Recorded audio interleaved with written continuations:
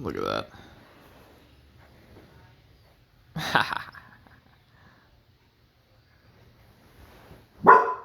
What?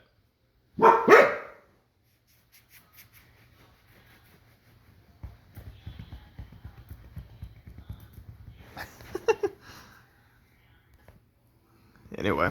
Let me get up. Let me get moving.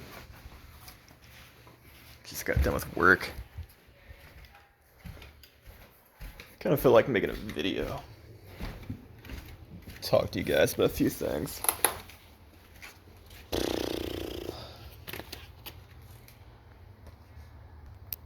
You want to come out? Come on.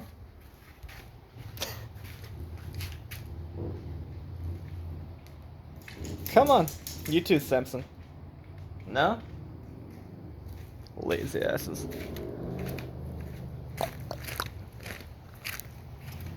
So I've been climbing outside a lot, and this is probably the most frequently I've climbed outdoors. You know, on real freaking rocks. Skin is still taking a beating, but I'm not tearing to the point of like bleeding. So that's good. That's an improvement. Let me get a little closer to this. So as you can see, skin is taking a bit of a beating, but it's not too terrible. Let's check it out. Yeah, that pinky. These are the tears you gotta watch out for, the ones that are right at the joint. I'll probably have to tape that next time I go out and give it some, maybe a week or so to actually fully recover. I am still using the rice box to kind of keep those calluses flat. So as you can see, nothing is protruding. Okay, calluses that protrude will get snagged on a rock hold, especially a sharp one or a pebbly one, and they'll just tear completely, and that can be really bad and take like a month or something to heal if you get to the point of like tearing to the point of bleeding. Come on, focus, focus. So nothing is protruding, which is good. That's another reason why I use that rice box, guys. Or the rice bucket, whatever you want to call it. It does exfoliate, okay? It gets rid of all that excess skin, okay? That way new skin, you have the dead skins out of the way, new skin come in, you know what I mean? And I'm getting that collagen powder, you know what I mean? I even have collagen powder, my protein powder I'm using right now. That's gonna help that skin recover faster as well, okay? Increase the production of new skin cells, you know what I mean? And keep the skin healthier. I'm also using a lot of lotion. I've got this Rhino lotion. You know what? Let me go back inside and show you guys this, because I know I've got probably about a dozen guys who are into like grip sport and stuff like that. I don't know what y'all's skincare routine is, but I found this Rhino lotion is like freaking incredible in terms of just getting that extra little bit of skin recovery. And of course, if your skin is nice and I hate this word, moist, and not so dry, then it'll be healthy, and the skin will be reproducing faster skin cells. You know what I mean? It'll get rid of the dead skin cells will go away. You know what I mean? And make way for those new skin cells, man. Heal worn skin and soothe sore muscle and joints. I think that second claim is kind of bullshit. I don't get any kind of soothing of sore muscle and joints from this, but this does seem to heal my worn skin. So look for Rhino Repair Lotion. I bought this big thing for probably, I don't even know, $40, which is pretty steep. That's US dollars, of course. But I mean, it takes like one little dab. You know what I mean? Like a tiny dab. And there's so much in here. I mean, I think I've used this for 5 months maybe, and it's like still half full. So, pretty good deal if you consider, what $40 is getting you. I'm already happy with that purchase considering it's lasted so long. And how effective it seems to be. In repairing that skin, guys. It's one thing I've noticed about climbing outdoors more often is like my skin gets fucked. So if it's too worn out, I mean, I can't climb. I gotta wait for it to heal and recover. You know what I mean? Unless I want to be mummy hands, just have tape all over my freaking fingers, and that's not gonna be conducive to good climbing because tape, even if you get like good, good kind of like climbing tape or whatever, it's not gonna be as what's the word for it? It's not gonna have the same kind of friction skin does, right? Skin is always gonna be better than tape in terms of being able to hang on to stuff, you know what I mean? Hoping to go climb tomorrow. If not then, if my skin's still wrecked, maybe Wednesday. Another thing I'm finding, guys, in terms of climbing outdoors is, I don't know if it's a mental thing. I think it's partly mental, but also it seems to be just physically more difficult. Like, I think a lot of it is in my mind, and just maybe I'm not adapted to like doing this on real rock. You know what I mean? But everything seems just more difficult. Like holds that I would hang on to on like, let's say wooden artificial holds or like plastic artificial holds. Let's say 1 centimeter or something. 1 centimeter piece of wood or piece of plastic seems to be like way easier to hang on to than like 1 centimeter of like, sandstone or whatever it is. Part of that is the pain factor. The other part is, I don't know, maybe it's just less friction. I'm not sure, but it is more difficult, man. I haven't been to the climbing gym in, I don't know, like 10, 11 days, something like that. But I got a feeling that when I go back, I might suck at like, the modern artificial climbing kind of stuff.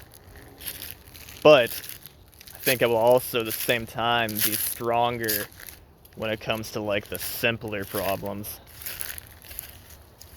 There's a lot of weird movements you can do when you're like just making up shit on like an artificial wall that you don't really find outside often. So I'll probably be deconditioned to those very unique artificial movements. I think in terms of just straight up, I mean, it's still technical climbing, but it's not as like technically absurd as some other artificial climbs. But I think I'm gonna be really strong when it comes to like the simple shit, and then I'll probably have to take a few more efforts to get used to the more elaborately set problems. Am I making any sense, guys? I feel like I'm not very good at talking today, but I like to do these videos anyway, always in one go, just to kind of keep my public speaking, or whatever you want to say, skills sharp.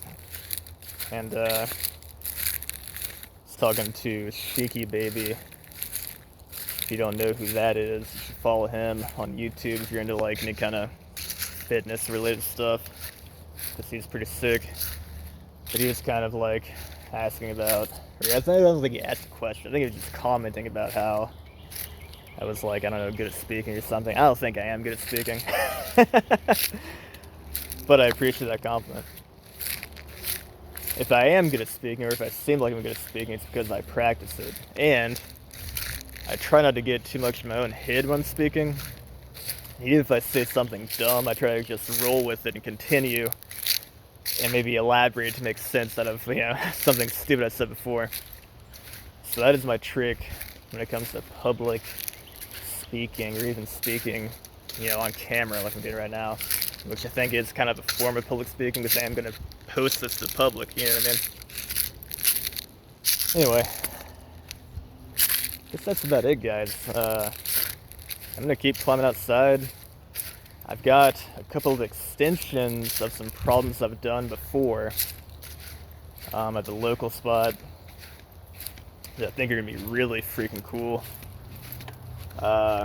There's going to be an extension of Dark Crystal that I think I can do maybe within like a month or so. I'll get there. It's going to be pretty freaking difficult. That'll probably be rated V5 or 6C for my Europeans out there. They're into that font grading scale for boulders. That's what it's all about, guys. It's all about just getting out of there and challenging myself. Sorry, I'm like picking up poop while I'm doing this. Multitasking. But yeah, training to me is about challenging myself. If I'm outside, if I'm warming up, I might do something I can flash. I can do it in one attempt. But if I'm training, which I am, I want to get on stuff that I fall on a lot,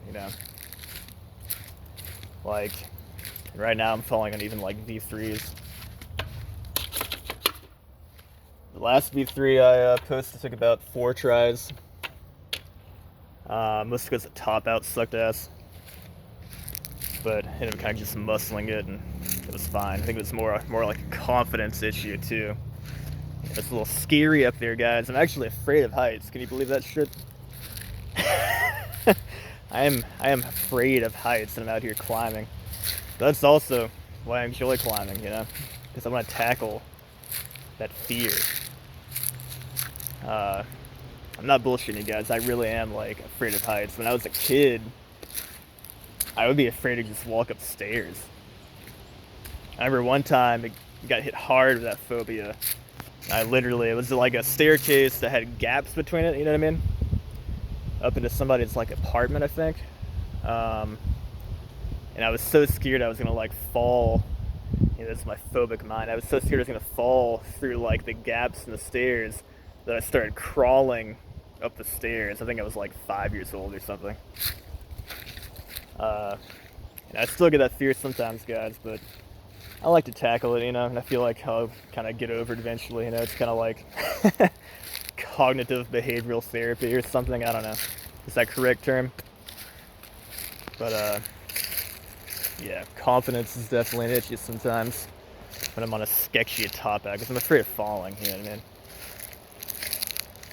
But yeah, V3s take a few tries. V4, like the V4 ascent, that was the long traverse, probably took me like freaking 20 tries. You know what I mean? I imagine this extension to the Dark Crystal problem, which is a V4, the extension might be a V5. We'll see how great when I finish it, you know what I mean? That might take like 30 fucking tries, who knows? The point is I'm trying hard and challenging myself, and that's how I plan on getting better. And I want to keep climbing at the spots, that I've been to, and like keep repeating, keep repeating problems, because repeating the problems is going to help fine-tune those movements, right? So I don't want to just climb something kind of desperately shitty the first go, then never get on it again. I want to go back and keep doing it until I'm like flying through it skillfully and like just fucking beautifully, you know what I mean? I want it to be like aesthetically pleasing and shit, It is an art form, I believe. At least I treat it that way. Bouldering, that is. yeah, I guess that's it, guys. Have a good one, and y'all take care. Peace.